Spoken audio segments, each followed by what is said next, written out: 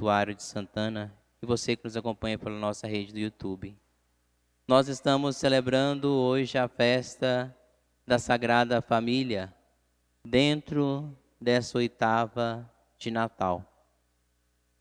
E olhar para essa festa é nos colocarmos diante do Senhor e nos perguntarmos como anda a minha família, como eu estou vivendo ali no meu dia a dia o ser família, o ser pai, ser mãe, ser filhos, o estar juntos, partilhando a vida, partilhando a palavra, partilhando os sonhos, consolando-os nos momentos de dificuldades. E quando olhamos para a Sagrada Família, vemos o exemplo da perfeição, olhando ali José, Maria e o menino Deus. Mas também eles passaram por suas dificuldades. Olhemos Maria, quando o anjo apareceu a ela ali e disse que ela seria a mãe do Salvador. O desespero daquela mulher, daquela jovem, se perguntou, mas como aconteceu isso? Como pode acontecer isso, que eu não conheço homem algum? Numa visão bem nossa, Maria seria considerada a mãe solteira.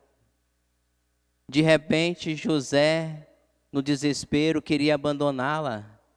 Seria como muitos homens hoje, que só engravida a mulher e some. Acha que é só fazer a criança. Aí nós olhamos o desespero da Sagrada Família, quando teve que ir para recenseamento. Longe, grávida, a dificuldade da caminhada, não achou lugar para ter a criança, para hospedar. A criança nasce ali, naquela estrebaria. O menino Deus já chega ao mundo por meio, da sujeira, daquele curral, como muitos abandonados de hoje. De repente, tem que fugir para que não Herodes ia matar todas as crianças abaixo de 2 anos. Mais uma fuga, mais um grupo de refugiados que foge, como nós temos muito em nossa sociedade. E assim nós vemos as dificuldades que a Sagrada Família passou e que às vezes nós enfrentamos e não conseguimos ter fé. A Sagrada Família é santa porque tiveram fé, acreditaram no projeto de Deus. Assim como Maria e José deram o seu sim ao projeto de Deus. E nós temos que cada vez mais que lutar por este projeto em nossa vida. Porque quantas vezes nós desanimamos diante da pequena dificuldade que às vezes nós enfrentamos. Quantas vezes queremos jogar tudo para o alto, desanimar. E assim nós ouvimos as leituras para nós hoje que a igreja nos propõe. Essa chamada a atenção no livro do Eclesiástico, que aqui coloca ali muitos pontos, lá naquela época que é tão presente hoje. Vem falar, olha, quem rejeita a sua mãe, quem rejeita os seus pais, não pode ser digno do reino dos céus. Colocando em prática o 4º mandamento, como nós estamos honrando nossos pais. Será que nós, como filhos e filhas aqui presentes neste santuário, você que nos acompanha, será que nós honramos os nossos pais? Será que nós verdadeiramente amamos aqueles que nos trouxeram ao mundo? Porque tem muitos filhos, desculpe, que sugam dos pais, mas não valorizam. Acham, que o pai é caixa eletrônico, o pai é isso, é aquilo outro e tudo mais. Mas não dá o mínimo respeito, não honra, não tem aquele amor para com os seus pais. Aí, o autor sagrado, quem honra o pai, terá a alegria dos seus próprios filhos. Às vezes nós não honramos nossos pais hoje, não respeitamos. E daqui a uns anos vamos estar chorando a mesma coisa. Ai, meu filho não me respeita, meu filho não cuida de mim, mas será que eu cuidei dos meus pais? Às vezes nós somos chamados a ver isso, a graça de Deus vai acontecendo de geração em geração. Aí nós ouvimos, meu filho, ampara teu pai na velhice. não seja causa de desgosto para eles. Quantos filhos que ficam rezando para achar um abrigo para colocar os seus pais? Às vezes os pais ficam ali em casa, ali mofando, desculpa o termo, e os filhos às vezes moram ali perto e não vão visitá-lo, não dão o devido respeito. Aí depois, quando o pai morre, a mãe morre, fica aquela histeria em cima do caixão, chorando, ai meu Deus, porque Deus levou meu pai e minha mãe. Às vezes, quando foi o tempo da visita, não fizeram isso. Depois que morrem, fica só a saudade. Ou fica a mágoa no coração, a tristeza, o arrependimento. Porque muitos ficam arrependimento. Às vezes não cuida do pai quando está vivo.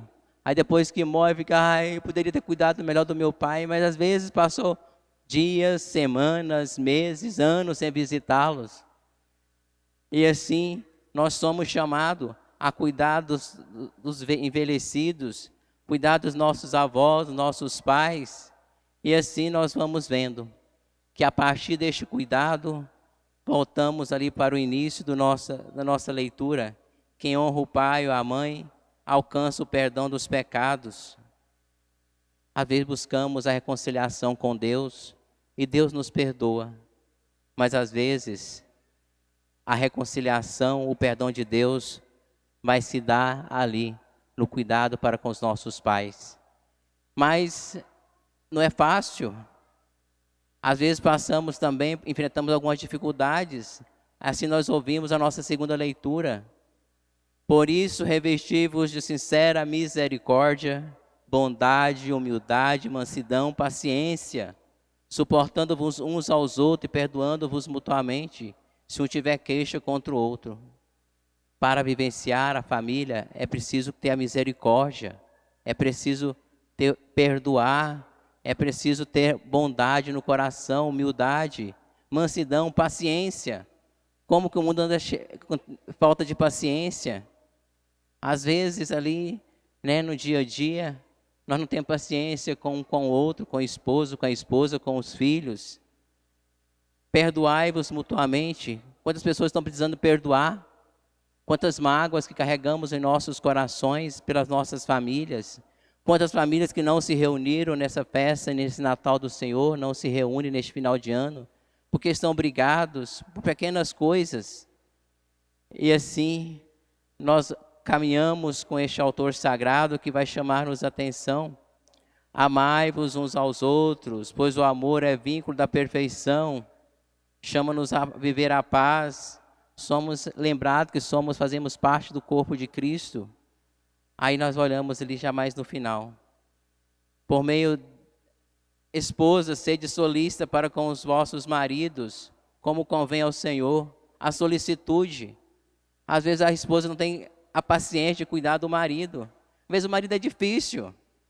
É, daquele assim que às vezes chega em casa, joga a toalha no chão, no banheiro. Mas vamos rezar, né? Ajudar. Mas aí fala, marido, amai vossas esposas e não sejais grosseiros com elas. Porque tem marido que misericórdia. Né? Desculpa, mas tem marido que é uma porteira. Às vezes a mulher fala alguma coisa, já a briga. Às vezes os filhos falam alguma coisa, já sai brigando. Não, agora eu não posso. Né? Às vezes aquele domingo à tarde assim, né? Tá ali assistindo um futebol, aí o filho quer um carinho. Não, vai para lá, vai para lá, vai para lá. E a esposa chega, vem falar alguma coisa. Não me enche o saco, não. Às vezes são muito grosseiros. Aí ele fala para os filhos, filhos, obedecei em tudo aos vossos pais, pois isso é bom e correto ao Senhor. A obediência. Né? Às vezes o pai fala alguma coisa, a mãe fala alguma coisa. Ai, desculpa o termo, que saco. Né? Me deixa para lá e sai batendo as portas. Às vezes o pai pede uma ajuda ali no dia a dia, não faz nada. A mãe pede uma ajuda para lavar uma louça. Ai, de novo. Né? Às vezes os dedos já estão ali gastos de tanto mexer no celular, mas não tem coragem de lavar um prato em casa. Então a obediência, obedecer é estar atento, ouvidos atentos. E assim nós vamos vendo que o autor sagrado, Paulo, vem falar aos Colossenses, e vem falar também a cada um de nós. E ele encerra, pais, não intimideis os vossos filhos, para que ele não desanime. Quantos pais, em vez de incentivar os filhos, desanimam? Às vezes os filhos querem seguir uma profissão, fazer alguma coisa. Aí os pais, não, deixa isso para lá. Isso não dá futuro não, não dá dinheiro não. Né? Às vezes os filhos, tem aquela comparação, a pessoa é melhor do que você.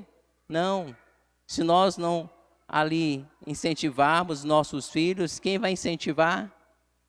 Então que nós possamos olhar para essas leituras, a primeira e a segunda, e perguntar, e a nossa família, como vai? Aí nós olhamos para encerrar o nosso evangelho, a narração de São Mateus. José falou aqui durante 4 vezes, levantou, levanta, e assim é preciso levantar, sair do sofá, ajudar, né? Aí eu falo, comparando aqui José aos pais, aos responsáveis, é preciso levantar, cuidar. A criação do filho não é só obrigação da mãe não, que alguns pais pensam, a mãe cuida, a mãe ensina a rezar, a mãe faz isso, a mãe aquilo. Não, é obrigação de cada um, pois o filho é 50%, não é só da mulher. O pai também tem obrigação. E assim nós vemos que José foi aquele homem que levantou, aquele homem que cuidou da Sagrada Família, aquele homem que ali no seu dia a dia, através do silêncio, foi mostrando para nós que às vezes, como coloca São Tiago, é preciso cessar muitas palavras e falar as obras. Então, no silêncio do nosso dia a dia, que nós possamos ser bons pais, boas mães, bons filhos. Vejamos o exemplo de José, de Maria e de Jesus.